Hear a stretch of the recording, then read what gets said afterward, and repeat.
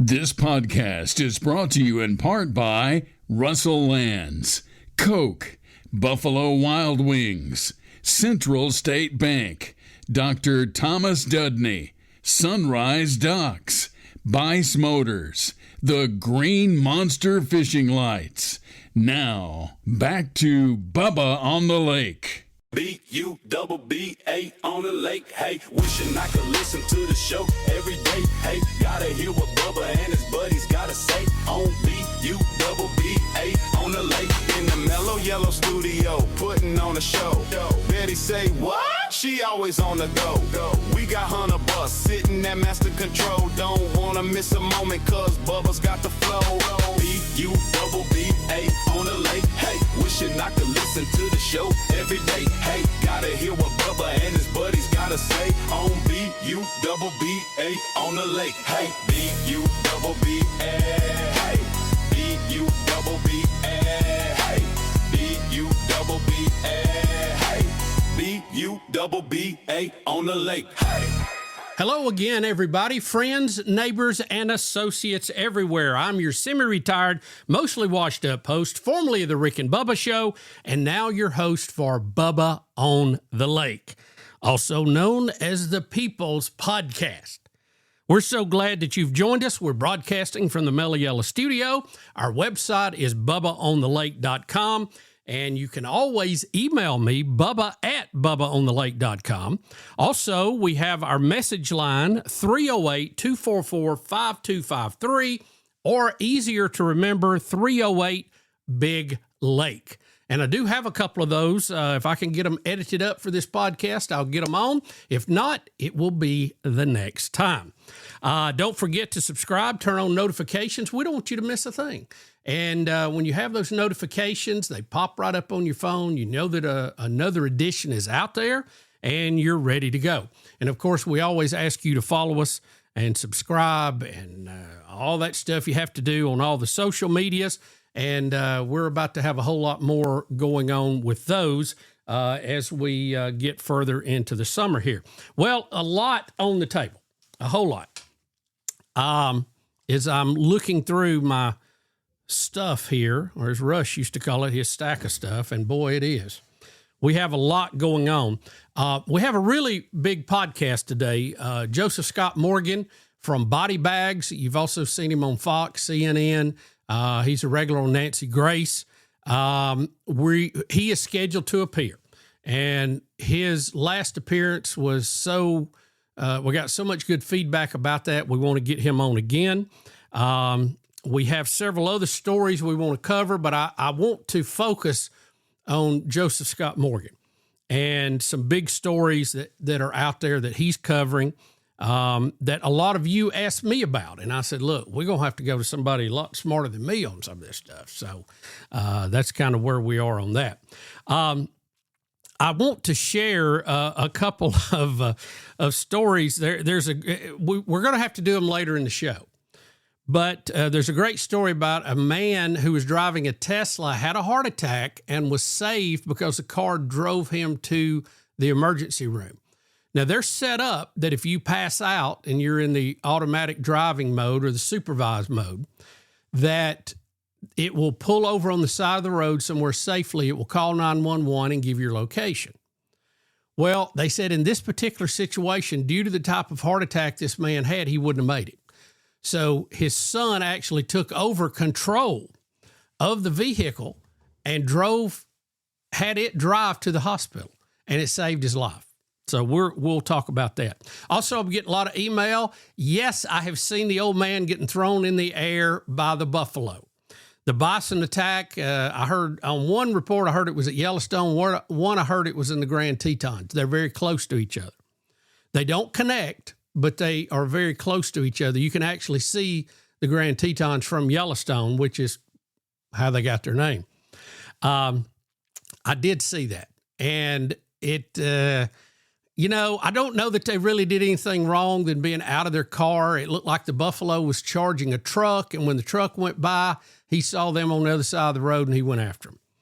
Guy is okay. He's got broken bones. He's hurt, but he is alive. If you see the video of him being thrown up in the air, you think, how in the world did he survive that? It is something else. Lindsey Graham is dead. Senator Lindsey Graham, a staunch conservative, supporter of the Ukraine. That was kind of a surprise. And the conspiracy people are going to have a field day with this one. He recently went to the Ukraine, I'm told, and just got back. And nobody knew he was sick, and he died. And he's never been married. President Trump said he was married to his work. I don't know. I've been a supporter of his. I think I even donated to his campaign one time. He supported conservative values, and he was a warrior. He actually was running against Trump at one point and then became one of his biggest allies. So we will look at that. We also got some good email. We had some folks visit North Pole, Alaska. They were asked about the Rick and Bubba show. Pretty funny. By the way, and there was a lot of comments about all of that. And everyone is entitled to their opinion. But I wanted to point out that if you missed that show, there is a podcast now called Rick and Bubba's Greatest Hits. Many of you know about it. Comes out every week. Gets you an hour of some of the best of bits from back in the day, so to speak. So if you have not subscribed to Rick and Bubba's Greatest Hits, do that. I'm always amazed. The email I get, let me put everybody's mind at ease. Yes, I do get my cut of that. I understand. I understand where that's coming from, but I got you. We're okay on that. We're okay on that. So support that if you can. 31 wonderful years, or at least 30 wonderful years on that show. And it's fun to relive those memories for me too. It really is. Got to see several of you this weekend in Auburn, Alabama, Yarborough Tennis Center at the State Junior Team Tennis State Championships. We spent many hot summers at the Yarborough Tennis Center, not only playing, but coaching junior team tennis. Love that event. Saw Jerry Ceza, head of the USTA, talked to her, hadn't seen her in years. Saw several coaches that I have not seen. Saw Clay. Y'all all know Clay with that works there in the Pelham and area of Alabaster. Great guy. And it was so good to see some of those folks again. Hadn't seen them in years. And it was hot as normal. Saw Paul Irwin. We call him Paul Bear Irwin, one of the great tennis competitors of our time. And we actually got to have breakfast at Byron's. So we really enjoyed that. And I appreciate the folks at Byron's that recognized me and said something to us. And so good to meet you guys. So we're going to get right into the show. Joe Scott Morgan, scheduled to appear. We're going to cover some high-profile cases he's been working on. You know, his podcast is the #1 podcast voted on by listeners in the true crime genre. Now, true crime is the top genre of all podcasts. Did y'all know that? Sure is. By the way, I appreciate the comments from the last show, and I'll get to that in the email. But several of you commented about enjoying the facts about America and suggested that I have a new segment called How About That? And we may just do that. That was a good one. That's good. But we'll cover all that. I want to get Joe Scott on. He's he's very important. He's hard to book. He's busy, and we want to get him on and have plenty of time with him. Then we'll get to that other stuff. So again, let me thank all of you for being here with us. We appreciate the sponsors that make this podcast possible. We ask that you support them when you can, and when you can't, just let them know you appreciate them. We'll be back in just a minute right here on Bubba on the Lake. You're listening to Bubba. Whoa. Bubba on the Lake.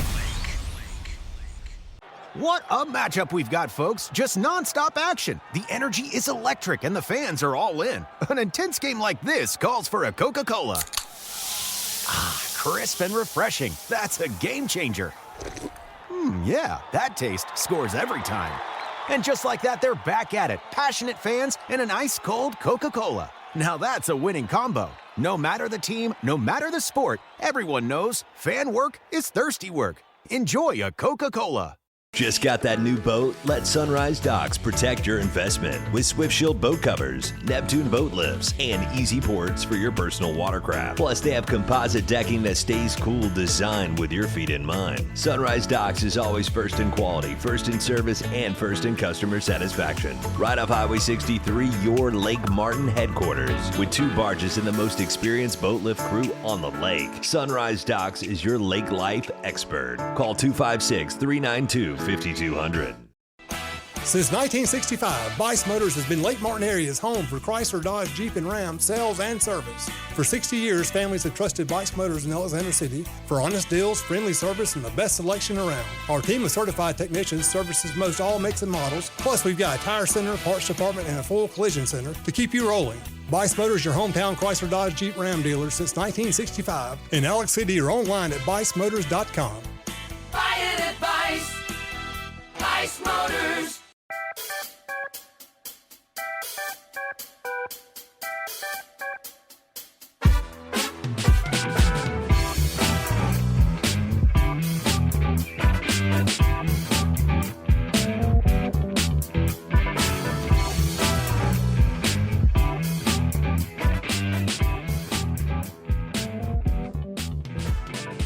Folks, we're back, and we have Joseph Scott Morgan with us. You recognize him from his hit podcast, Body Bags. You've seen him on Fox, CNN, MSNBC, and a whole lot of other places, and you're going to see him in some more places real soon. We're glad to have him.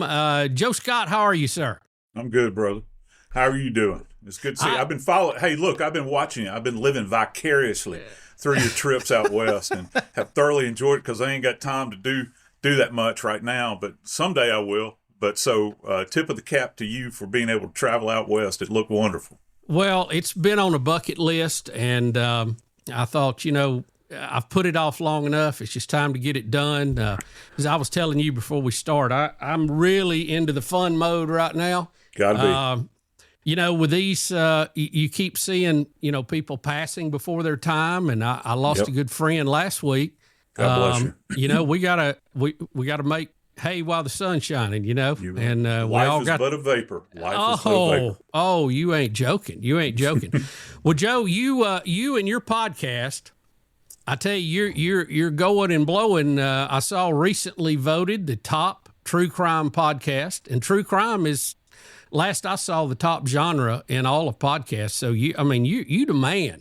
Well, it's we're top in a couple of areas, not overall, so I can't take total credit for that. But I give a big shout out to our good friend Dave Mack, which I know you go back with Dave for years and years. We competed against each other. We've been friends. We've competed against each other. We've worked together, so we've done it all. Yeah, he co-hosts with me, and I love that boy. And we have a lot of fun. He does a good job. He does a good job for you. And my Lord, he's got a voice made for radio, doesn't he? And he's been. I don't know if people. Well, there's an old joke about that in TV, but I'm not going to take that shot. It's too easy, Well, we have our fans call us the Silver Foxes together. So our demographic. Wait a minute, I can get in there with y'all. Our demographic list more toward the area that would appreciate silver hair, but so. But Dave, he's been in radio since he's 14 years old. And so I sit and marvel at what he does, what you guys do in radio relative to production and all that stuff. Cause I don't know anything about it. I'm just poor old country boy trying to get by. Talking Joe, about forensic science. Listen, you've jumped way ahead because when we started, we had to take reel to reel and cut it with a razor blade and tape it. That's how we did an edit. I can't imagine. It's tedious, man. I can't imagine now how we did it. You gotta want to be there. Yes, you do. Yes, you do. Joseph Scott Morgan is with us, and Joe, let's just start with your most recent podcast. Yeah. Very, very interesting. Michael Jackson. Yeah. We all know what happened to him, but you and Dave laid out the timeline of that. Walk us through that a little bit. This guy, the doctor. And I'm almost using that in parentheses. He What was he thinking with this? I know when you get to Michael's level, all you have around you is yes men. Because if you go against him, he gets rid of you. Now, Michael, like a lot of other people I know, will tell you they don't want yes men around them, but they do. Because everybody they got around them is a yes man. Yeah. And this cost him his life.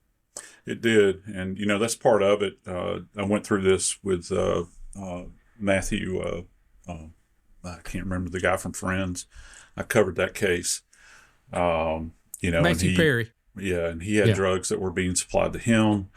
And, I know people hear what you said, and that's said a lot. And I don't think that people fully appreciate the world that some of these folks live in. And they require that kind of attention. And, as much as they want to go on and, say, well, I'm just the same as I ever was, of course, with Michael Jackson, he led a weird life anyway. And I'll say that, ever since he was a youngin', just not being indulged as a kid. Matter of fact, Daddy beat him on a regular basis, and to drive him towards success. And when you hit that thing, you're going to surround yourself, whether it's a gardener or a plumber or a cook or a chauffeur, or in this case, Bubba, a physician. When you get out there in the thin air and, you've got back problems, you've got your hair has been burned off and you're experiencing pain with that, all these other little things, not to mention the pressure of the anxiety and not being able to sleep. I think you've mentioned it before. I know I've mentioned it, talking about going to surgery. And when you think about that dreamlike state, they'll give you that one little bit, to kind of relax you, when you're in the prep area.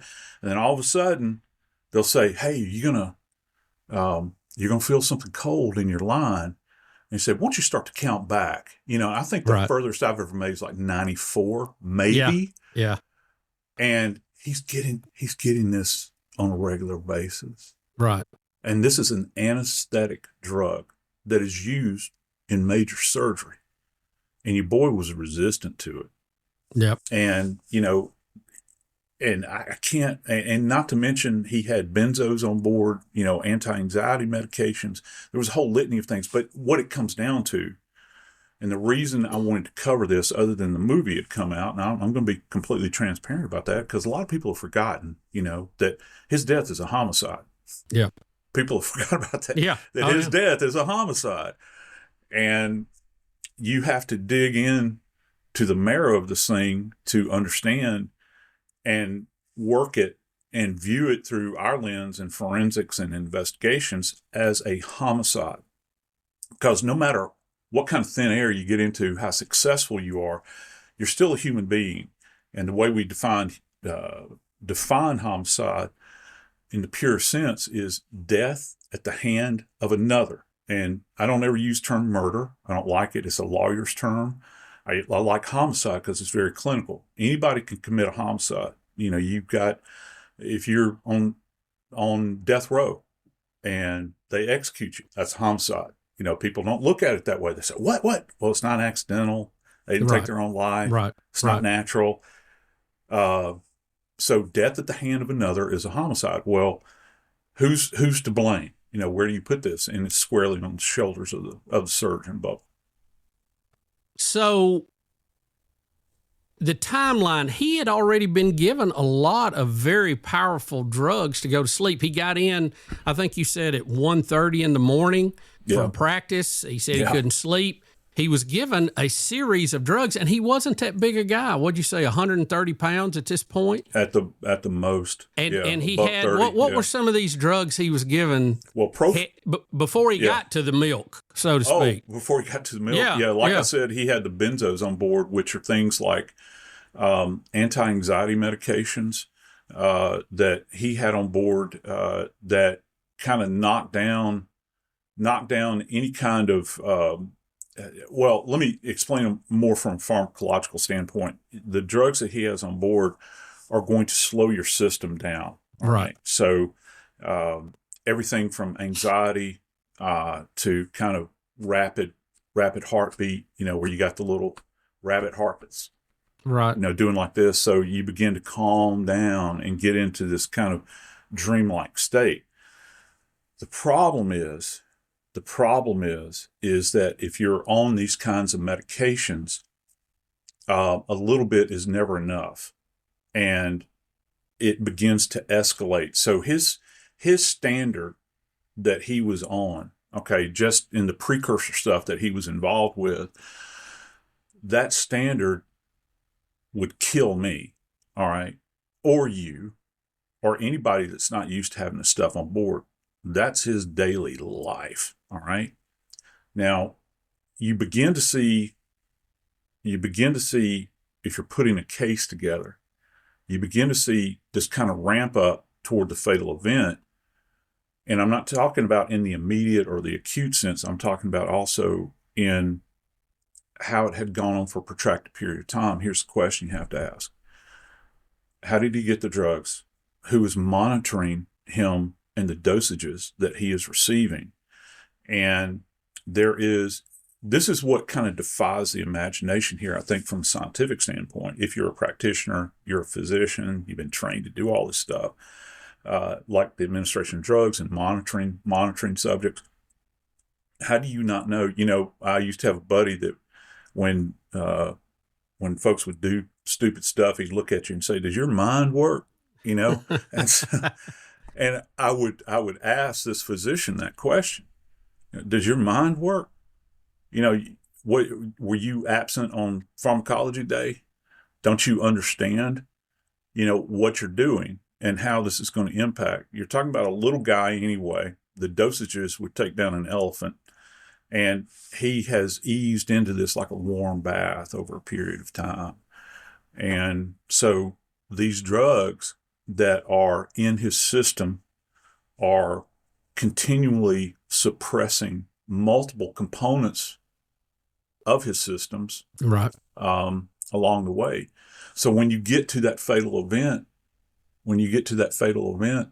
and these drugs are administered to him, and he had a ramp up, Bubba, where, and I think that we had talked about on the episodes, a lot of stuff runs together for me, so forgive me. But he had signaled this fellow a couple of times, that he needed more, right. He needed to be attended to.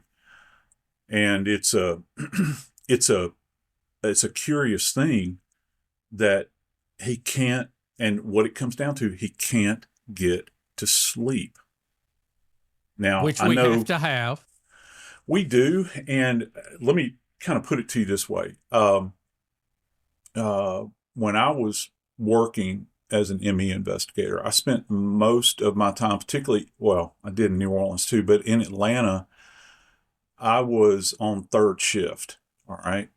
And human beings are not meant to work in that environment. I agree. And so, all of our friends that are in law enforcement, nursing, firefighters, all these people that are pulling up, and I mean, people that are driving trucks, people that, you get out there and first off, your world is not everybody else's world. Right. It just goes against your whole body system and rhythm. Yeah. I mean, even with your lizard brain, there's something wrong.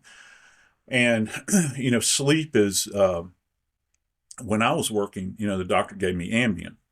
All right. And even taking Ambien, for me, I didn't feel rested, because I'd get home. When 9/11 happened, for instance, I had just gotten off shift in Atlanta. And my son now, who's so proud of, you've met Noah. Sure. He's a geospatial person up in Huntsville now. Noah was just a baby. He was like 4 months old. And I'd gotten home and I took an Ambien. And Kimmy, my wife, had said, because she watched it on TV, and she said, "I'm not going to wake him up. I'm just going to let him sleep." and that was the kind of life that we led, because I would wake up at about 4 in the afternoon, 5 in the afternoon, maybe. And because I had to sleep, I had to get rest. But even you in don't that really instance, do you? no. And she knew that. And as it turned out, we got put on 12-hour shifts in the wake of 9/11, and we had to, because we didn't. You remember the crazy time back then. Yeah. We didn't know what was going to happen, particularly for those waiting of on us the in next shoe to drop. Yeah, for public safety in Atlanta. Right. They were saying Atlanta could potentially be a target, which, right. Maybe it was. I have no idea. But, you get into that rut. And with Michael Jackson, he's been in this rut for years, Bo. I mean, years, just grinding like this. And of course, he was in the midst of a tour. They're planning to go back out on about tour. to kick off. Yep. Yeah. And so he probably understands, at least he has an understanding, he needs to get rest. All right. Because this guy's a creative guy. He's dancing and carrying on and doing all the things. And look, you only got so much gas in your tank, man. Yep. And it turned out poorly for him. So, Joseph, let me ask you this. I've always heard this, and I don't know.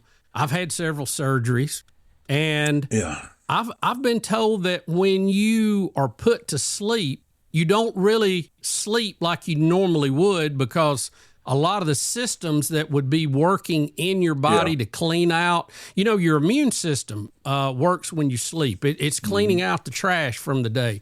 That it really doesn't work like natural sleep, although we think we're resting, but your body is not really going through the cycle that it normally would when it's mandated. Now, is that true? Yeah, I think that it is. The circadian rhythms, as they're referred to as, you never get into that rhythmic sleep where your body has to go through multiple cycles. And I got to tell you, I don't know if you can testify to this, but as I've gotten older, sleep is more difficult to come by.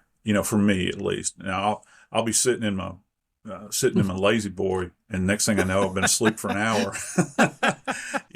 My dog's licking my hand, and I wake up. But sometimes at night, I'll have trouble with that, and you still, how it is, and I know folks can understand this. You wake up tired. Yeah. Oh, yeah. And so your body has to have this kind of cycling through. Well, if you're in that state where you have a drug that's administered to you, like propofol, you will not get into those rhythms. It's that blackness. Yeah. And you know what I'm talking about. It puts your whole system to sleep. The systems that are supposed to be working go to sleep too. Yeah, there's Michael Jackson he was destroying himself with this routine. He was destroying himself because he had surrounded himself with people that would not tell him no. Right. It's the classic yes man. Yeah. Yeah, it's Yeah, go ahead, bro. Talk a little bit about the doctor himself. He was a cardiologist. He wasn't even an expert in putting people to sleep with this drug. He didn't have the equipment there to monitor and bring him back. I mean, that's why they have anesthesiologists. The surgeon they're not responsible for the patient being put to sleep or woke up. That's why you have a specialist that's watching that and monitoring they're awake, standing at your head, checking every second how your heart and your lungs are doing on this drug. And this guy was putting him to sleep and going to watch TV in the next room. Yeah, and that's a terrifying thing, isn't it, Bo? Oh, because that's not normal, right? I mean, nobody else has that. No, right? Okay, just understand cover this. That part just a minute. If you go into a surgery suite, okay, and they wheel you in, right, and you're not asleep yet, obviously, but they might have you relaxed, okay? Right. If you just do me a favor, if you ever go to get surgery, just look around the room and you will see all of the equipment and you will see all of the people in there. Right. And so whether it's an MD, anesthesiologist, or a nurse anesthetist that is in there, you realize how rigorous that training is? I mean, people think about brain surgeons and all of this sort of thing, but just anesthesiology, a standalone. Right. To make it through that training and what those people have to do in order to achieve those heights is mind-blowing. because it's something, to me, it's superhuman, because they understand everything. They understand all of the machinery that's in there. Right. They understand the most subtle changes. Right. And so you've got a guy who I guess his sole patient is Michael Jackson. He doesn't even have a crash cart in there. So if you, like, one of the things that you have to keep in mind, like in a surgical environment, or if you're on ICU or whatever, they have a crash cart where they can run a code in case you go into cardiac I've heard arrest. them test it before I go to sleep. And I'm like, it's a little unnerving when they're over there popping that thing. But they actually fire it off to be sure it works. Well, they have to. That's one of the reasons, like when we go into surgery, right? And they'll put the leads on you, right? Right. You got the leads so that they can plug you in and monitor your vitals. And then they're monitoring everything. They're doing pulse ox, which is like the oxygen levels in your blood.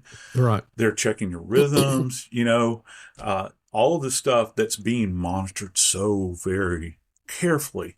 And that's, this is not, you're talking about some dirty old bedroom that he's laying in, and it was dirty. A rented house. Yeah, a rented house. Not even Neverland. No, it wasn't. And there are these vials, plural, of these meds laying around, just kind of discarded, just laying about.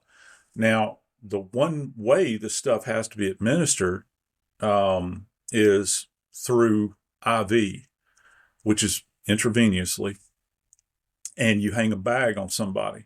Well, the question is, did he have a bag, and was it, and they're talking about that this IV site is placed in his ankle. Okay. And so when it's pushed, you've heard the term, and this has floated around for years and years, where they'll say he said more milk. Right. The reason is if you've ever seen this particular drug, it looks like milk. Right. It is that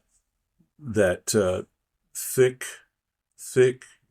it's off white, when you see it, and this is, it looks like milk. I mean, it just looks like milk. Right? And that's, and that's how he would have referred to it perhaps. And no one knows, for sure, how, with what frequency he may have said this. But now you've got, we watch TV procedural police shows, and we watch true crime. People watch true crime, and they think about weapons, right? And, we think about firearms where, people are firing a gun or using a knife or whatever it is. The drugs were weaponized at that point. Now, I know some folks are going to say, well, he didn't intend to do it.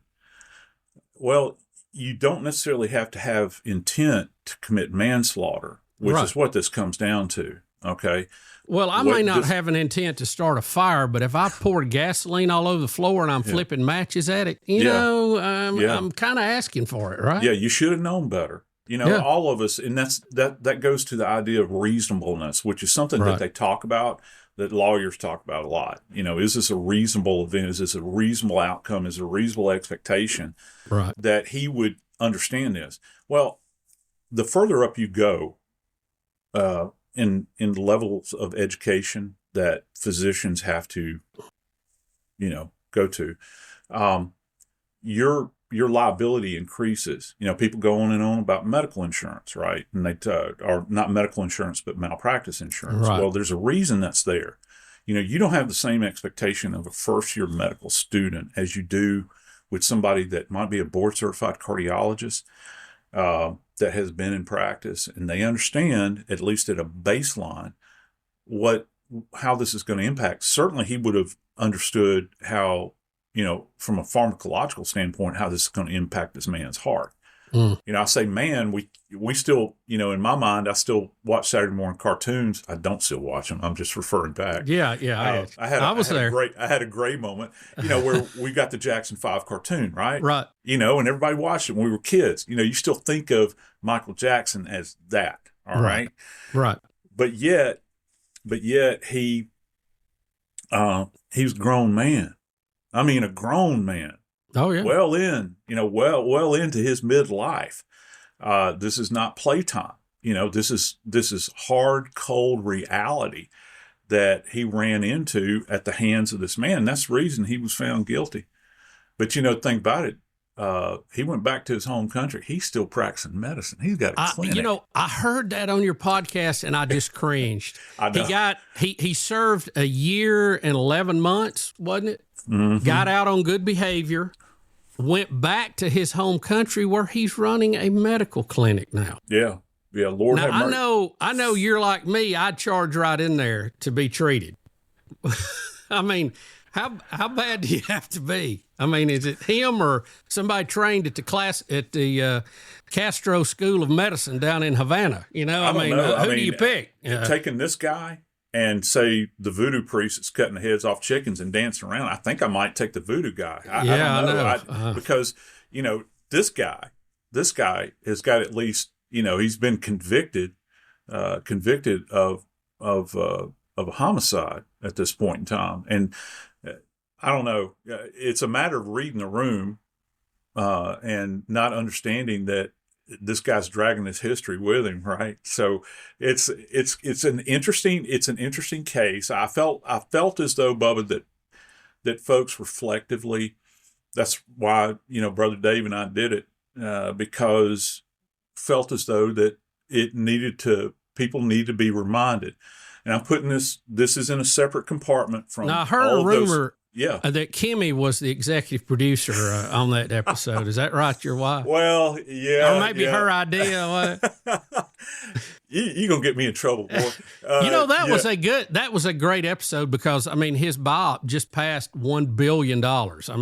They're already working on the second install of this, and it'll be just as big. And I saw the first one. I wish I'd have seen it more times because it was fun. The whole theater was enthused. This guy, he had an excitement about him, but I feel like maybe that expectation and the weight of that put him in this situation that he couldn't sleep, and I can't, and eventually killed him. And you can't. It's like you can't necessarily put yourself in those shoes relative to that element of his life. No way. We could go down the dark road on all the other stuff, and remember that the biography that's currently in theaters, it stops. It stops in the mid '80s. It doesn't go forward, and they don't ask those big questions. One of the things I found interesting about that bio. What? You know who was not involved in it? Janet Jackson. Yeah. She is completely absent in this thing. And Lord only knows what goes on or what went on in production, but it was Tremaine's son that played him. And I got to tell you, seeing this kid, it's almost like he could go on tour. Oh, yeah, absolutely. He did all of the dancing. He did all of the singing, according to what they're saying, And I think Janet and Jermaine have kind of bumped heads on a lot of things. And I think Janet may have been the closest one to him. And she felt like Jermaine was just trying to profiteer off of it. Yeah. Oh, and LaToya was involved in it as well. Oh, yeah. So there you go. When you got that many brothers and sisters, you're going to have a wide range of opinions on everything. And hard to get anything Thanksgiving be real interesting. Well, it was a great episode. If you've not seen it, Joseph Scott Morgan, Body Bags, Michael Jackson. You need to do that. Him and Dave do a great job breaking that down, the timeline, the exact drugs that were used. I really had no idea that it was later the next day before the deadly drug was administered, and then how long it was after he actually died that they even called. Michael Jackson was dead when the paramedics showed up. Yeah, and again, this is part of a physician, and I use that term loosely, that was watching over this. It was a complete, the guy was in way over his head. He was a yes man. Shouldn't have never happened. No, it shouldn't have. But even Elvis had it, yes man. Would never tell him no. And great performer. Prince had it. All of them that's died. All of them have it. It eventually gets them all. I don't know what it is that they all think, hey, I can beat the drug thing. You know what I mean? I'm above it. Now, there's 14 other people we can document who's died from it that come from all backgrounds, all kind of music, all kind of entertainment. But I'm going to beat it. I'm going to play with drugs, and I'm going to win. never happened. No, it doesn't. And I got to tell you, and this is kind of a ghastly kind of thing to say, I guess, on one level, but it's like I've spent a lot of time, Bubba, in the autopsy room over the years. And guess what happens? When everybody's body is opened up, there ain't no differences. We're all the same at a molecular level, cellular level. We're all the same in that sense. It's a great equalizer in that environment. And you see that there ain't nothing, there's no supermen, out there, that it's going to get you. That's the reality of death. Right. And I've written about death extensively, from how it's affected me as a practitioner, and, commented on it extensively. And I know it sounds rather rote, ham-handed, but the reality is that death is a great equalizer. It comes for us all. And we were talking early on that we're going to have fun, aren't we? We're going to try. We're going to live our life. We're going to try. We're going to be sweet to people and be kind and long-suffering, and we're going to look for the joy in things. And sometimes that's really hard. It's very, very hard, but it's, it waits around the corner for all of us. Joe Scott Morgan, Body Bags. We will be right back with another case we need to talk about in just a minute. Stay with us. It's Bubba on the Lake. Bubba on the Lake. On the water or off, experience lake life to the fullest at Russell Lands on Lake Martin. Grab a latte at Brew 63, linger over lunch at Fanny's, or take in a Lake Martin sunset at Kalijah Restaurant. Whether you're here for the weekend or you've made your home at the lake, Russell Lands is where community and the land come together. To learn more about upcoming events, visit russelllands.com. Come see what lake life is all about. You know one thing I love about Buffalo Wild Wings? You can get wings with any of their 26 sauces and dry rubs for takeout and delivery. That's like bringing an entire B-dubs home with you, which you can't do. I tried. I've knocked down so many walls, only to then be told to halt construction because I'm not zoned to be a sports bar. Kind of just looks like a big pergola or something because of the lack of walls. At least these 26 sauces and dry rubs are available to go. Buffalo Wild Wings. Let's go sports bar. Dr. Dudney has been my dentist for about 20 years. He does a great job taking care of my teeth, making sure my cavities are good, cleaning my teeth, and also adding veneers to my smile, which was a game changer. Now, Dr. Dudney and his friendly staff can do the same for you. I ask you to give them a chance. Just talk to them, no cost. Just make an appointment, see what you need, see if you can have a better smile and feel better about yourself today. Give them a call at 205-663-6545 or tedudney.com.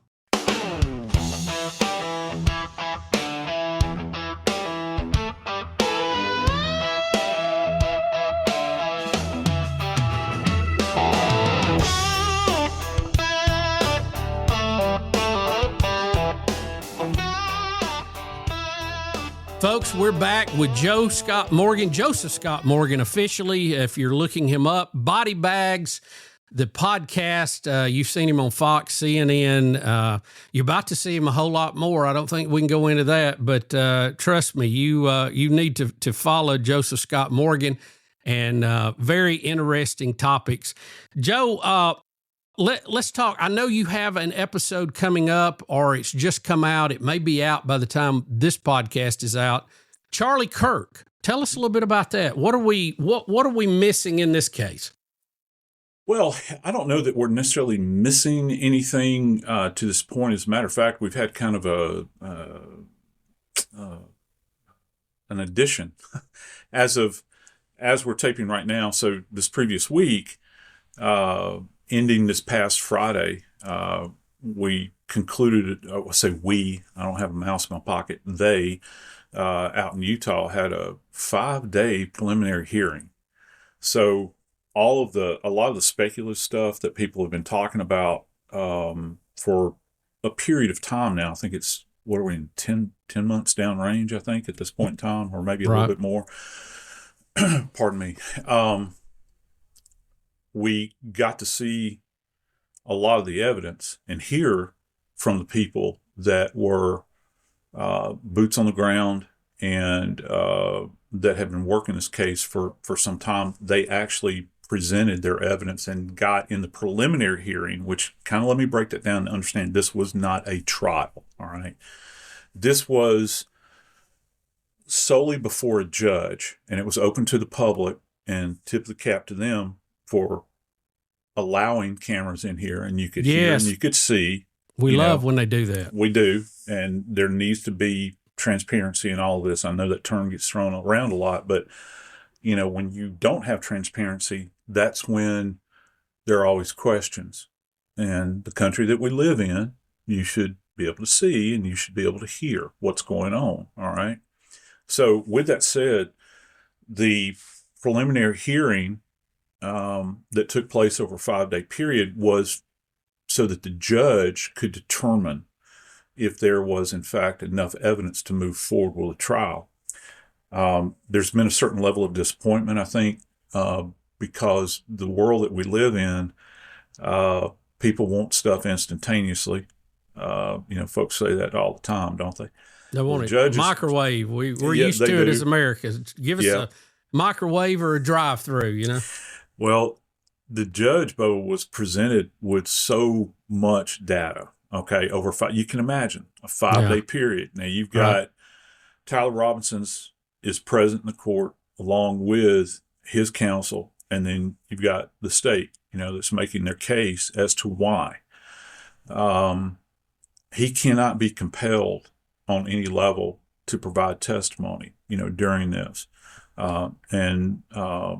There were objections that were made all along the way, duly noted, stuff that they thought would prejudice the judge in this case, because you're not doing this before a jury. So just imagine, this is the way I like to think of it. Just think of an old-fashioned milk bucket, all right, big old metal milk bucket, all right, and you're filling this thing up with data, all right. Do you have enough? Do you have enough in that bucket? I'll put it to you this way. In my opinion, from what I saw, it's slopping over. Yeah. Because and the judge is not going to make his official ruling to move forward until September the 1st. Now, that's got people, why can't he make it right now? Well, I'll put it to you this way. First off, he's not back in a jury room with 11 other people and they're going over evidence together. One man. Right. So with this volume of data that they have, he has to go through every bit of the court transcript, every jot and tittle, looking over it, analyzing it, and he'll make the determination. Now, odds are, the money is on the fact that he probably will rule that this needs to go forward. And, I have seen cases with far less evidence. Right. Far less. Even cases without bodies, where you're talking about a homicide, that have gone forward. And you've got a lot here for him to go through. And some of the categories are digital evidence, which is extensive. Everything from phone conversations to text messages. Then you've got videography evidence, which we found that there's one particular view that was shown in closed court that they did not allow to be seen, and it's rather compelling, put it to you that way. Then we've got the DNA evidence, which is, I'll put it to you this way, Bubba. The DNA analysts that got up there and started talking about the numbers involved, right? With specific identity going back to bits of DNA that were collected. She was using terms, you ready? Mm-hmm. Octillion and quintillion. That's a lot. It is. And that's a bunch. It is. And, when you get into, with Robinson and then this roommate of his, you've got combined DNA that is being found. There's a towel that the Mauser, this 30-06 was wrapped in. It's got both their DNA on it. And you don't know you can't say you can't say that the roommate was necessarily involved in it, but you can say that because of this intimate contact of handling the towel, that transferred off. That we also don't know what medium it was in. You know, is it blood? Is it some other bodily fluid, or is it touch DNA? You know, when we slough skin cells, that transfers on it. Then we have, handwriting is going to be part of this, forensic handwriting. There was a note that had been written, and Robinson allegedly called the roommate Twiggs or texted him, I can't remember which one, and said, "Look under my keyboard." And roommate went and lifted up the keyboard, pulled out a note, and it said, it was from Robinson allegedly to Twiggs, and said, "I had the opportunity to kill Charlie Kirk and I took it." And the roommate at that moment in time took a photo of it, folded it back up, stuck it back under the keyboard. Well, later on, there's a evidence technician that's testifying, and she said, went to the wastebasket, and there's a partially burned note in the wastebasket, and you can still make out handwriting on it. Another way that handwriting is going to be, that's going to come into this, I think, is that we've got, he'd taken a Dremel tool, which was collected at the scene, and had etched words into the sides of these live rounds. Right. I heard that. And infamously, I think the one that had not been cycled out of the Mauser, because this is, for folks who don't know, we've got bolt action rifles, and we've got semi-automatic, and you have fully automatic. So this is a bolt action rifle, which means it has to be manually cycled. Has to be cocked. Yeah. Yeah, it does. And so you would cycle it out, and as you cycle, you're pulling back, and this ejects round. Round was not ejected. So you had a spent casing that was in the top, still seated in there in the chamber, and it had not been ejected. Well, written on the side of that is, "Hey, fascists, catch this." And then there's multiple other writings on the rounds, the live rounds that were still inside of the weapon. Well, he'd taken a Dremel tool and had written on the sides of this, "Did you know that in forensics, we can even take things," or not we, but they, the people that are, handwriting experts, they can actually take these etchings and match them up to writing. So that has all been collected. That will be something we'll hear about in trial moving forward. Is this going to be pretty much a lock and key case? I mean, is there anything we're missing here that would point to somebody else other than just a very disturbed young man? I think that from what I'm seeing in court, it's going to be very difficult. It'll be a real uphill battle, I'll put it to you this way, for his defense team. Right.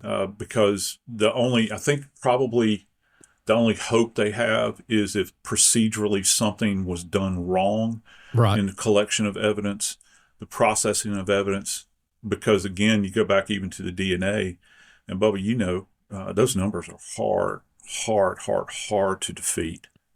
Any reasonable person that's looking at that. And people know DNA now. It's not like during the OJ trial where it was some kind of hocus pocus we've never heard of. I mean, it's been in so many TV shows, everybody knows what you're talking about.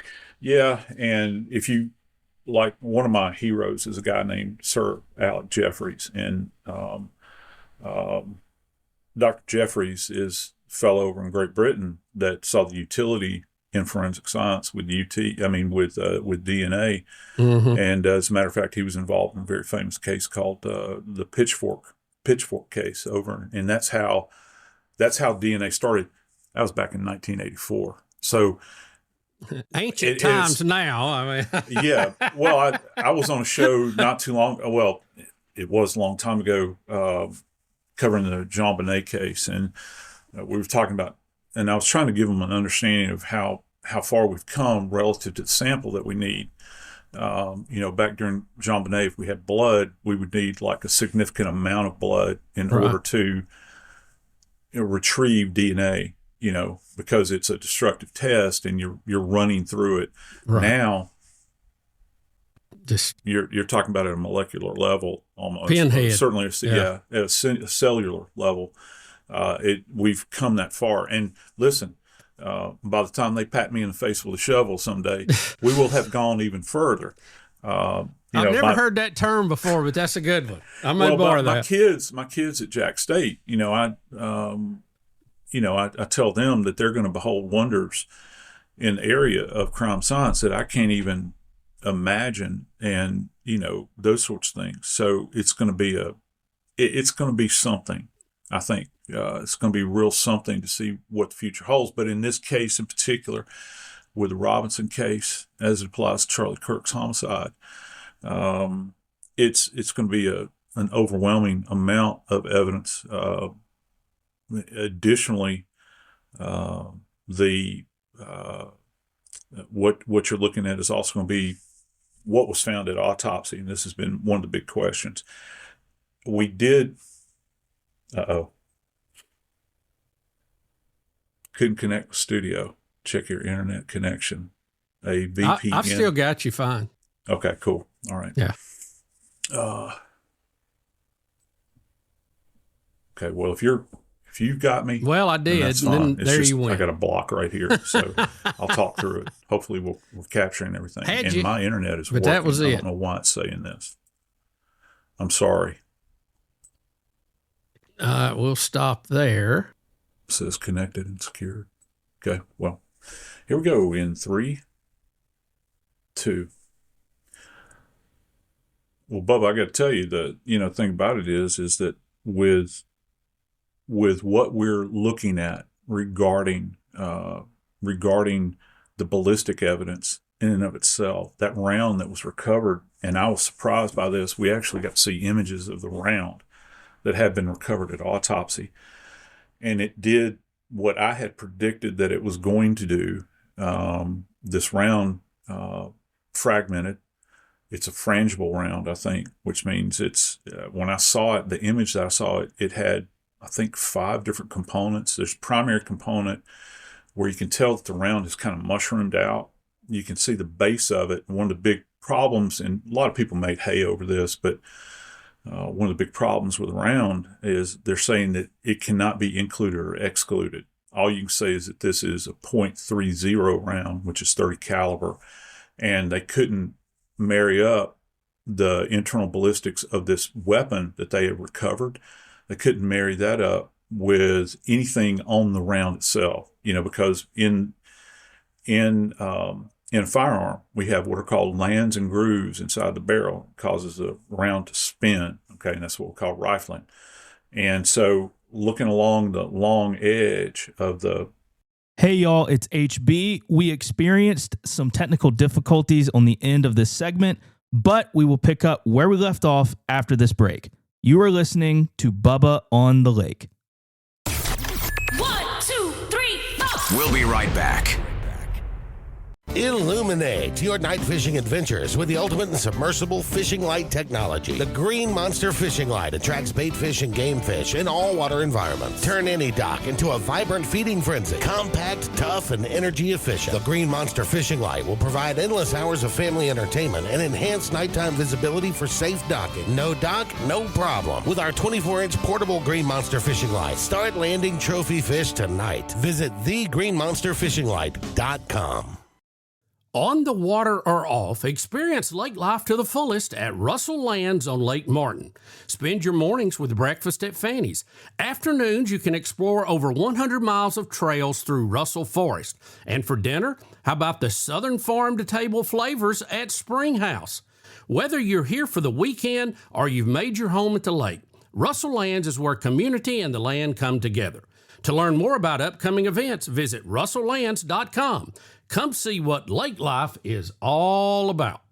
At Central State Bank, we believe community banking is more than just transactions. It's about relationships. For over 100 years, we've been helping neighbors grow, businesses thrive, and dreams become reality. Because when you bank local, you invest in your community. Central State Bank, large enough to serve you, small enough to know you.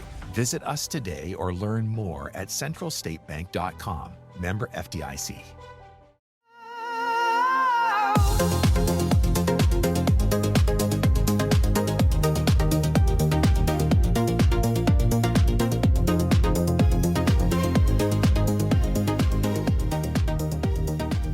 We're back with Joe Scott Morgan. We had a internet glitch.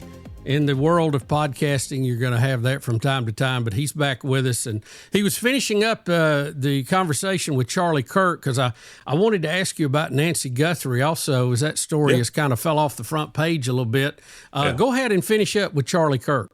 Yeah, so I think the kind of, from my perspective as a medical legal guy, one of the things I was really interested in was seeing the ballistics. And, we've heard quite a bit about potential weapons that were involved, were there more than one weapon, positionality of the individuals doing the shooting, and I could go into great detail talking about this, but just suffice it to say, one of the things I was really surprised by, Bubba, was the fact that we got to see the image of a round that was recovered at autopsy, and it did precisely what I had predicted that it was going to do. It had fragmented, and it was in, I think, 5 separate components. You had the primary component, which is the base of the round. That's how they were able to determine that it was, in fact, a .30 caliber, but everything else kind of blew apart with it. So they were not able to look at the striations that we commonly see on the side of a round, where you've got the twists that are implanted on the side, and you can marry that up to the actual barrel. They could neither include or exclude this round. So you can't get a perfect match relative to the ballistics, but we can understand the terminal ballistics of this round that entered Charlie's neck and how it kind of came apart. And it's devastating. 30-06 round is incredibly devastating, but it was meant to be devastating. It was created, where we get the .06 from is it came out in 1906, and it was the primary round that was used by the doughboys during World War I. And when Papaw got home from World War I, that's when it took off in popularity, because everybody used it as a deer hunting rifle. And it's been around forever and ever.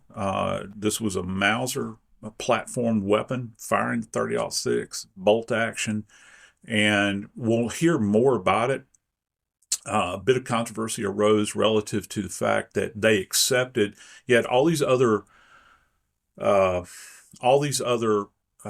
experts that were having to provide comment on their reports. Well, the medical examiner submitted a report but was not compelled to appear, which I found kind of interesting in this preliminary hearing. But the autopsy report, which we have not seen, it's not available to the public at this time, was exactly admitted into that bucket I was referring to. Right. So they will testify, and they're going to talk about the devastation of this round. Joseph Scott Morgan, Body Bags, one of the top podcasts in the country. He's our guest today. Joe, update us, or is there an update on Nancy Guthrie? I mean, this thing captivated the country for weeks, and it just seems like nothing ever happened. I mean, where are we at on this? I know she went back to work, right? I mean, yeah, she did. Savannah did, and she's big buddies with Nancy Grace, who I work with extensively. And that was one of the big pushes on Nancy's part, Nancy Grace, to cover the case, because she had such a longstanding history with Savannah. I had worked with her on Court TV, as a matter of fact, when Savannah Guthrie was a lot younger. Pardon me. And so, I appear on Nancy's show, 3 times a week, most of the time, maybe 2. And we have covered it day in and day out. And Bubba, it is no further along. Okay. And that's a real problem. I do not hold back on what I say. I think that she is, in fact, no longer with us. I think she's deceased. I think that she was probably deceased not too long after she was taken from her home. You're right. I love all of my friends in law enforcement. I do. But, fellas, you screwed up bad. You flew this plane to the side of the mountain from Jump Street, because there was blood. Obviously, it doesn't take a forensic scientist to say, yeah, we got blood deposition on the front porch of this lady's house. And they didn't secure it. And I think that that's indicative of how the whole thing has gone. Everything from timelines to placement of her, to people that may have been in or outside of her circle, individuals. It just seems like the thing was so fragmented. And, there have been several searches that have been done. There's even been, I think probably since in the last month, one of the things that kind of came to light was the fact that there are search teams in Mexico, and they're volunteers, because the folks down there, to put it mildly, they have a problem with people going disappearing down there. Right. And there's a group of ladies down there, and God bless them, that walk around with sticks. That's what they do. They kind of form a line. In the Army, we used to call it a policing line, where you line up shoulder to shoulder and pick up trash, And so they're walking through this area. This same group actually discovered a mass grave of 25 people. And cartel type things? Probably. Yeah. And it's just, it's what they do. And there has been some speculation that she may have wound up down there. Well, she wound up down there. It's going to be very, very difficult. And for folks that have never been to Southern Arizona, brutal, isn't it? There's a whole lot of it, buddy. And everything looks the same. It's not like being down in the Southeast. And you could say you dump me out in the middle of pine forest or whatever. I'm going to be able to find my way out down there. And, when you're on that terrain, it's beautiful in a certain way, really hot, but it's really beautiful, particularly sunsets and sunrises and night. You've never seen so many stars in your life. But let me tell you something. It is unforgiving. And you walk through that area, everything, it's like looking for a needle in a stack of needles. And I'm going to have I will be surprised if they find her remains. Whoever did this, once she died, I'm wondering, my big question as a forensic scientist, did they take time to actually bury her remains, or was she what's referred to, kindly putting this as a surface deposition, where they just kind of laid her out there. Right. And just left her abandoned. And people do that. They do it on a regular basis. Work tons of cases like that over the years. And so this is going to be a real uphill battle. If even a casual viewer of police shows knows they secure the crime area, and they get mad when the star of the show that may not be an official policeman crosses the line, and you can't look at evidence and you can't play with it, and you can't even be in the room. We got a guard blocking it. How in real life does this even happen now? It does, and let me tell you something. How can this happen? Doesn't anybody go secure the area? What is up? You would think they would, and kind of like, just like with JonBenét, you go into it working the case as if it is actually a disappearance and you're trying to find somebody. All right. Right. You're not working it as a homicide. And I'm kind of partial because I'm a death investigator. I think you ought to work all these cases involving an individual as if this is in fact a homicide. And let it prove that it's not. Right. Yeah, exactly. From your standpoint. Yeah. Yeah. And look, if criticism follows after that because we worked it that way, God bless you, carry on. But let me tell you something. There's a higher probability you're going to recover more evidence if you view everything as a homicide. Right. And that's an old adage that we have is every death is a homicide until proven otherwise. Yep. And, of course, they're not thinking she's dead, but when you see biological deposition on the front porch, and going back to what you said about crossing the tape, you know where those images came from? Where? It came from my buddy Brian Enton, who works for News Nation. He walked up on the porch. They didn't have the thing secured. He's a reporter. He took those pictures. That's the only reason we have them. And he took them, right there, standing there. And I could even make out specific detail from a blood deposition standpoint of what I think the origin was, how it was deposited. And then they didn't get the CCTV, from the ring cam. They didn't capture that until days later. They could have, Bubba, in my opinion, if they had locked that thing down, did you know that when you see that guy, what they refer to as the front porch guy, walk on to that surface, she had, like they do in the Southwest, they have these ceramic tile, Yeah. Internal, they make good prints. Yeah. They do. Right. They do. And you can actually see the grids that he's stepping on with his feet. Mm-hmm. And here's the thing about it.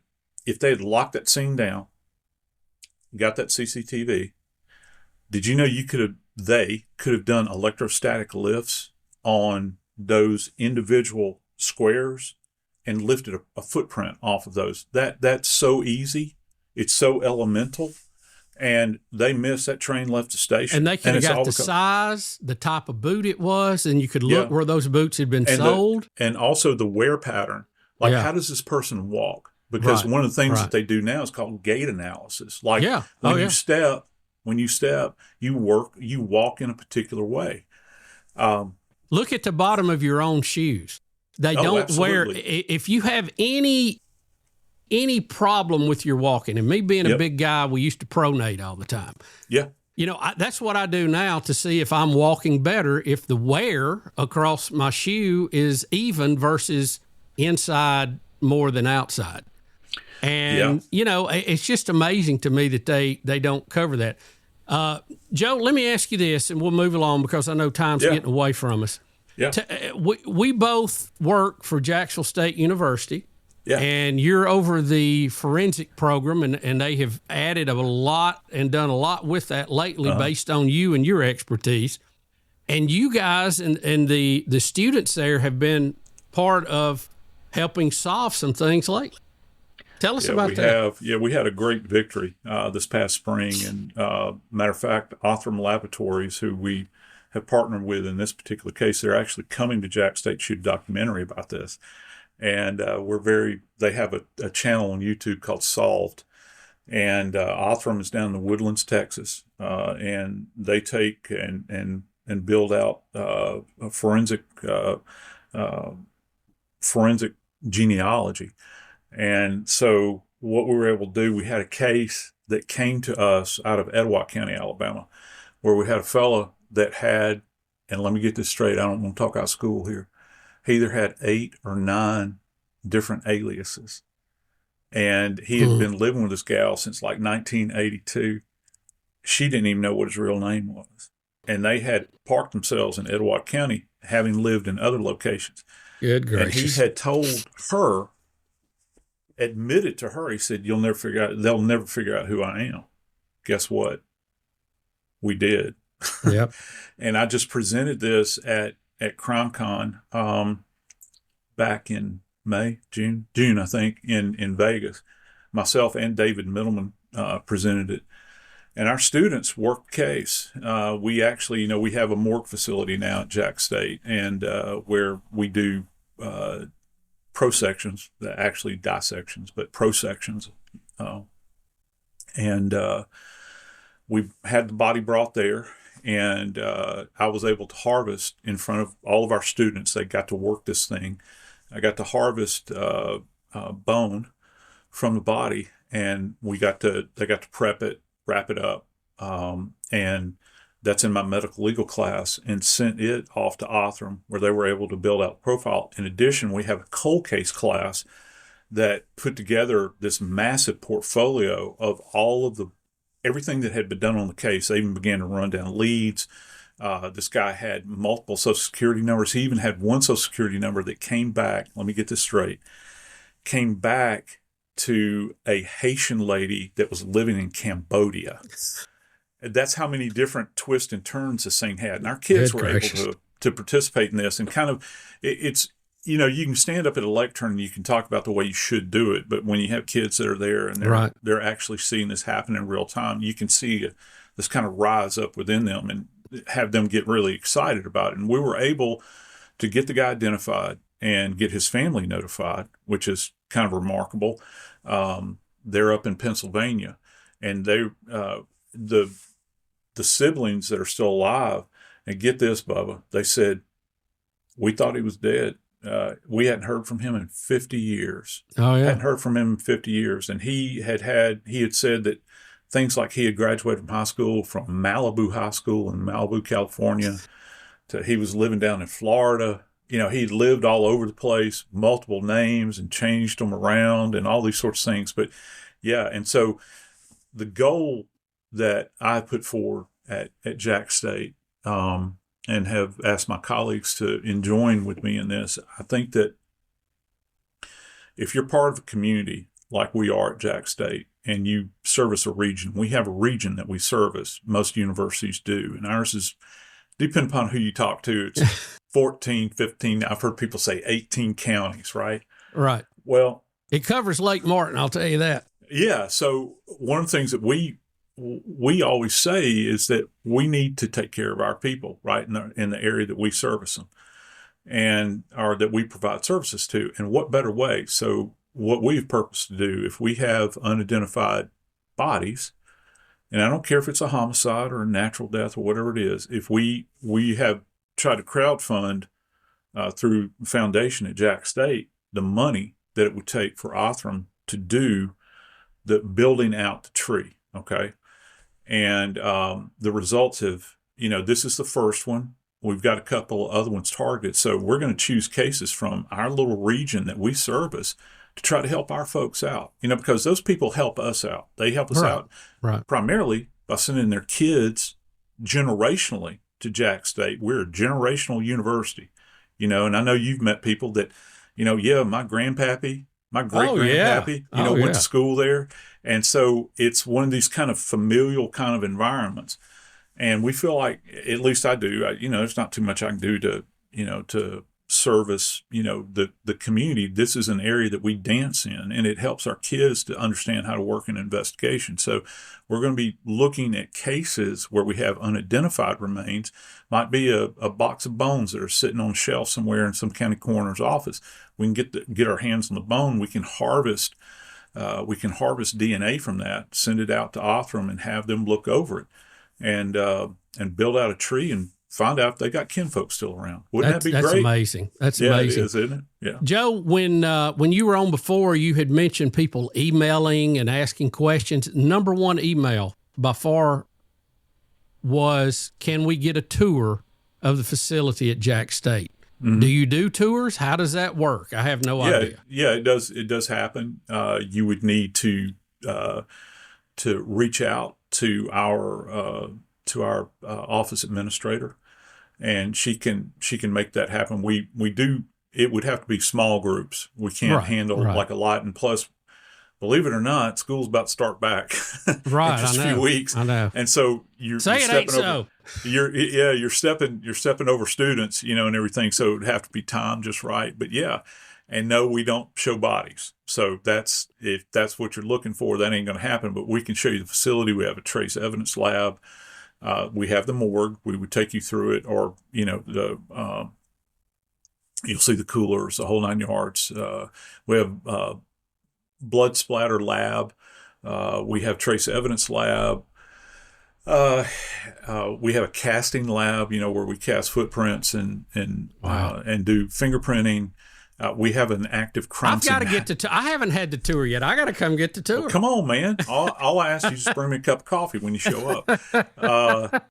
Preferably Dunkin'. That's what I want. Yeah, and so, so it's the crime scene house is something else. It's actually built within the building, and we've got again, I don't want to talk out of school, an 8-room apartment that's got a bathroom, a laundry room, a kitchen, a living room, bedroom, obviously, bathroom, an office, so that we can work cases that might.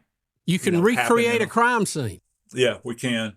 That's amazing. We're going to install cameras in there so that the instructors can stay outside of the room while the students are working the case.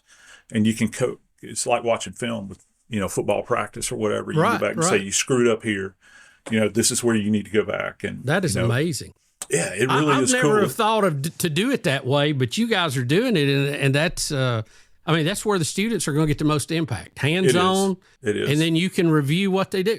Really, football is such a part of our culture. I think anytime you steal something football's doing and put it into your world, you're probably doing because it's at such a high level. It is. It works for even what you're doing.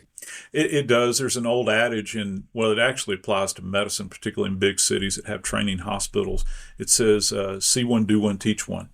And so it's the idea, and you don't learn by sitting back on your hands. That's why I'm a big proponent of us at JSU adopting the applied science model, so that it's not something that you do out in theoretical space, so that when our kids walk across that stage, they get that sheepskin in their hand, that they're going out into the world. They're ready to do something. Yeah. I understand, at least at a rudimentary level, how to process a scene, document a scene, collect evidence. And, we have 2 tracks. We have what I call our field mice, which are the kids that go out and work as crime scene investigators in the field. And then I have our lab rats, which is the other track that they're on, where they're the white coat scientists, the bench scientists that, get training in DNA and toxicology and all sorts of things. So they're set up to go do that. Yeah. Joe, it kind of makes me want to come back to class. I don't say that much, okay? Because I didn't like the classes I went to, but that is so. You'd like my class either. So no, this is so interesting though, and the way you're describing it. Joe Scott Morgan, Body Bags. Joe, I know you got to go. Thank you so much for taking time to be with us. And we want to do this again. There's so many other topics we want to hit on. Oh, yeah. And it's so interesting. I've got to come get the tour, and you got to come to the lake for a day. Let's do it. I'm ready. Particularly if you put me on some fried catfish somewhere and some hush puppies. I'm going to give you, I want to give you the floor here for the final word. Yeah. You got a lot of things upcoming. Some of it you can't talk about, I know. Yeah. Anything you do want to share or tell everybody to be on the lookout for?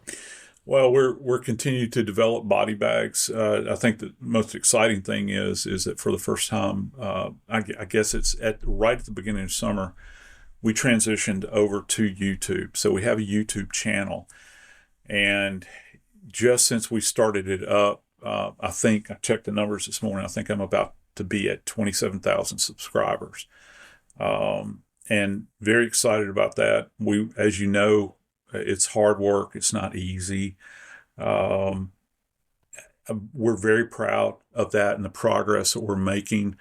I've got several projects that I'm involved with that, like you said, I can't necessarily say anything about them now, but I ask each and every one of you to keep your ear to the ground, and we'll information will be disseminated. And a quick shout out to my friend Stephanie Leidecker at KT Studios. Tomorrow, which is Tuesday, right? I think tomorrow's Tuesday. Most states. Yeah, most days. There is a program that is premiering on Amazon called Murder 101, and it's about a high school class up in East Tennessee that the class was tasked with solving serial killings, and it worked.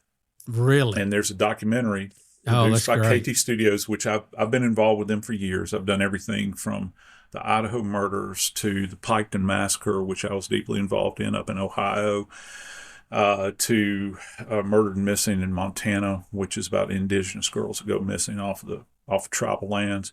I've done a lot of work with them on radio, True Crime Tonight, just on and on and on. I cannot recommend this highly enough to you if you're interested in true crime, and if you're interested in seeing a group of kids in rural South,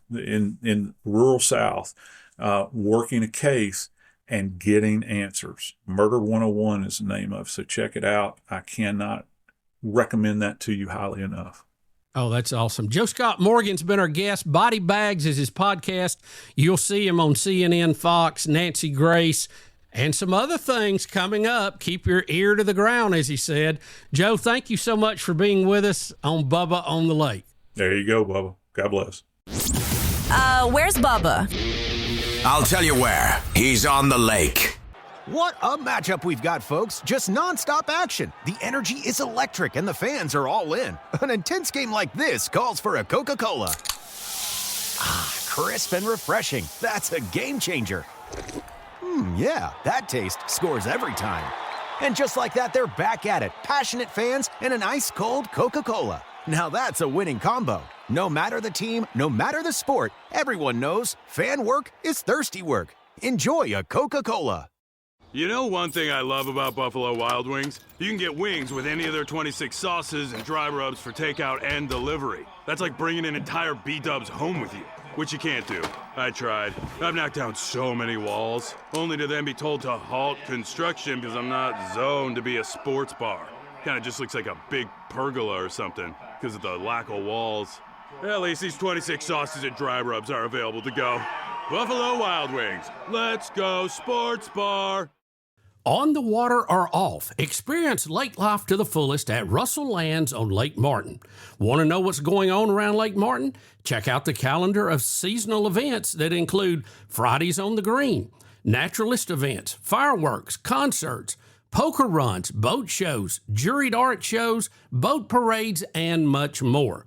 If you're here for the weekend or if you've made your home at the lake, Russell Lands is where community and the land come together. To learn more about upcoming events, visit russelllands.com. Come see what lake life is all about.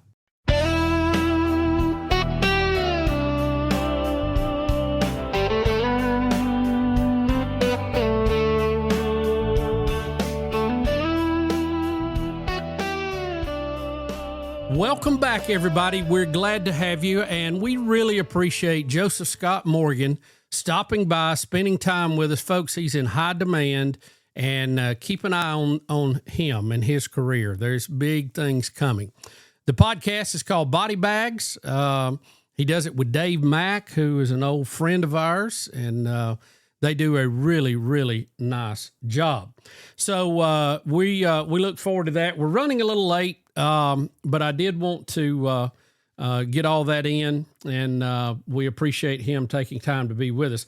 One other thing right quick, I posted this online, but I thought this was really cool. I got a text from my friend Matt Reams. He is the owner of Triple R in Rockford, Alabama. And some of y'all saw this online. It says, "Hey, brother, I hope you're doing well. Just thought I would let you know we're on a mission trip in Fairbanks, Alaska. Stopped at a restaurant. Your name was one of the first names that they mentioned to ask if we knew. And we told them that we did know you, and we'd text you and say hello. It was at a little restaurant outside of North Pole, Alaska called Little Richard's." And they actually had sent a picture of the spatula. I don't think this was actually in the restaurant, but may have been one of the people there. But it's, I mean, how cool is that? I looked it up. It was like 3,600 miles from here. And for people to still remember the radio show, that is so awesome. Fairbanks was a great market for us. We were on there many, many years. I want to say close to 15 or 20. It was one of our best affiliates.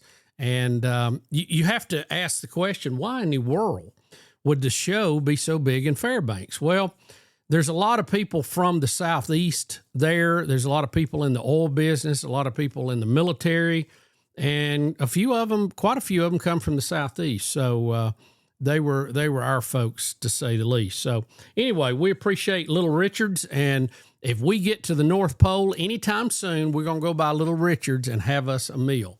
Got a lot of great comments, and apparently quite a few of you have been there before, which was kind of crazy. So we appreciate that. Also, we're going to try to get the guy or his family that was in the Tesla. I mentioned it earlier. I don't think I gave the whole story, but he basically was driving down I-20 and had a heart attack and was struggling to stay conscious. And he called his son on the phone. His son was a authorized user of the Tesla, told it to carry him to the hospital, put it into Mad Max mode, and the man was saved at the hospital. Normally, if you pass out and you're driving, it will pull over and call 911 and give them your location. But in this particular case, it would have been too long. So I wanted to mention that. I can't remember if I mentioned it at the beginning of the podcast or not. If I did, excuse me, but I just thought that was really, really cool. The Michael Jackson biop has now passed $1 billion. How about that? That is the largest grossing biop ever now. So that is really cool. Folks, thank you for being with us. I hope you enjoyed Joseph Scott Morgan. Catch his podcast, Body Bags. And remember, we are broadcasting from the Mellow Yellow Studio. Our website is bubbaonthelake.com. And if you go to that website, you can see the Bubba on the Lake part. You can see the Tailgate Show, which we're going to be starting in August. And you also can get a link to the Rick and Bubba Greatest Hits. So The show lives on as long as you are enjoying it. Don't forget to subscribe, turn on notifications. We don't want you to miss a thing. And follow us on Instagram and all the social media. Thank you so much for letting us do this and being part of your world still. This is amazing technology, and we love it. And as always, until we sail into port, or as some people have suggested, tie off at the dock, remember, God loves you, and so do we. Thank you for being part of Bubba on the Lake. This podcast is brought to you in part by Russell Lands, Coke, Buffalo Wild Wings, Central State Bank, Dr. Thomas Dudney, Sunrise Docks, Bice Motors, the Green Monster Fishing Lights. B-U-double-B-A on the lake. Hey, wishing I could listen to the show every day. Hey, gotta hear what Bubba and his buddies gotta say on B-U-double-B-A on the lake. In the Mellow Yellow studio, putting on a show. Betty say, what? She always on the go. We got Hunter Bus sitting at master control. Don't wanna miss a moment, cause Bubba's got the flow. B-U-double-B-A on the lake. Hey, wishing I could listen to the show every day. Hey, gotta hear what Bubba and his buddies gotta say on B-U-double-B-A on the lake. Hey, B-U-double-B-A. Hey, B-U-double-B-A. Hey, B-U-double-B-A. Hey, B-U-double-B-A on the lake. Hey.